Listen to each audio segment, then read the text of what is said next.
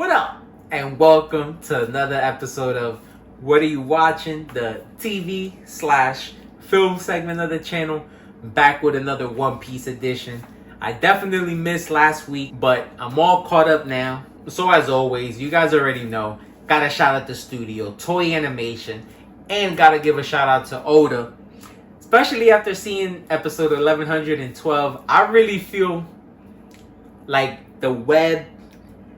the strings that Oda is spinning or pulling, however you want to put it, is amazing. Like the foresight that he has to line up the story how it has, how certain events that we saw earlier come into play later on, how everything is seeming to come to a point is so amazing. I'm always just so in awe of how dope this story is.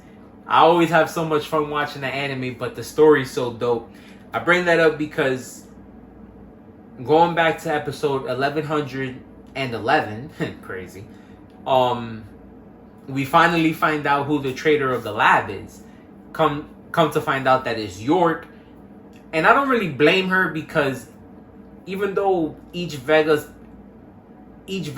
satellite has their own thoughts and feelings, I guess you could say, she comes to find out that Vegapunk is being hunted, and who could blame her? She doesn't want to be hunted herself, so she jumps the gun, makes the call with the Seraphim so that they'll be able to take out everybody else except her. And of course, the fact that Vegapunk, or the original Stella, is trapped in the basement, he can't override, so she's able to do whatever she wants upstairs. I was surprised to find out that it was her. I thought it would be Shaka or something, but to be honest, that's not really off the table yet. I just didn't think she would be smart enough to pull this off, but we'll see.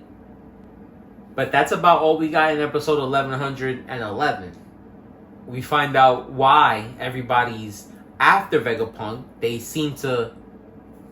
They found out that he's studying this 100-year gap or 100-year void in science, just like Ohara did, and so he's basically bound to suffer the same fate. We also find out why so many Marines were assembled to get this done. The Straw Hats just so happened to come onto the island at the wrong time, but the Straw Hats being a threat made the Marines have to take it more serious, which is also why Jay Garcia himself, one of the 5 elders, is also on the way. So honestly, looks like there could be a lot of trouble, but we'll see what happens, because episode 1112 was just the fight between Shanks and Eustace Kid.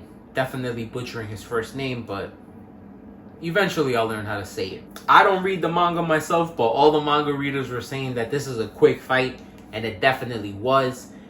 I'm not mad at Kid for what he was trying to do. I'm honestly surprised of how fast the fight was done. I understand. I know how strong Shanks is, but Kid is pretty strong himself, so it just makes it seem like the gap between Shanks and everybody else is large. So I'm very interested in seeing why that is. But another thing that didn't help Kid's situation was the fact that he's fighting somebody with a gun, takes long to shoot. Shanks is close quarter combat, fights with a sword, so couldn't do nothing about it. Shanks just got to him quicker, but it appears that the pirate group is wiped out, so it's unfortunate, but it's true, like the Giant said, when you aim your gun or when you provoke somebody else, you gotta be ready for the repercussions. And that's that. Let me know what you guys thought about the episode, or what you think might happen next week. Till next time, peace.